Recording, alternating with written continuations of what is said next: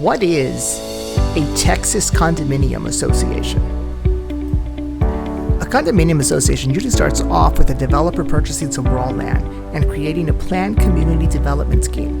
A planned community development scheme is just a fancy way of saying that the developer wants to design a property and have that design last forever. That design can include houses, it can include high-rise units, it could even include a mixture of residential units and commercial units. So how does a developer create the condominium association? The developer starts off creating the condominium association by filing in the county clerk's office where the association is located a subdivision plat and declaration.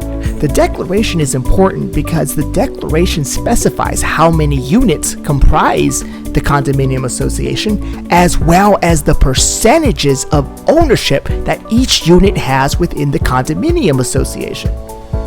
And it's these percentages in which the association divides the expenses amongst the unit owners. For example, if a condominium association had 5 units and split that percentage up 20% each unit owner would be responsible for paying 20% of the association's expenses in regards to the upkeep and maintenance of the association common areas.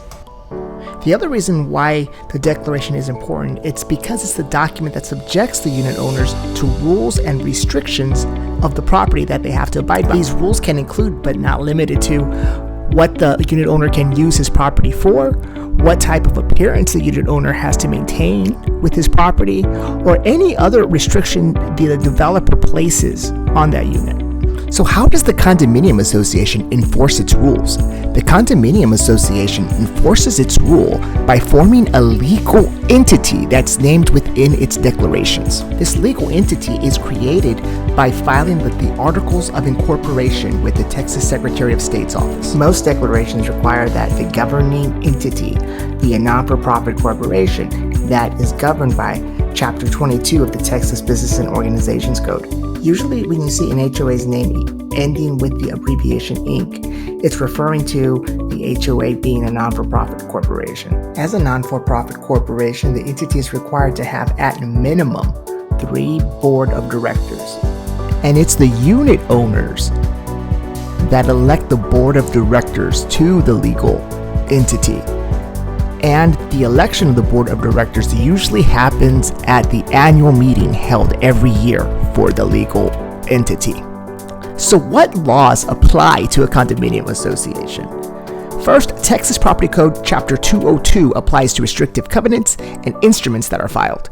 Texas Property Code Chapter 81 applies to condominiums created before 1994. Texas Property Code Chapter 82 applies to the condominiums created after 1994. And Texas Business Organizations Code Chapter 21 applies to the governing of all nonprofit corporations in Texas. Generally, these laws apply to all Texas condominium associations. To sum it up, number 1, the declaration is filed in the county clerk's office that has the rules and unit owners' percentages.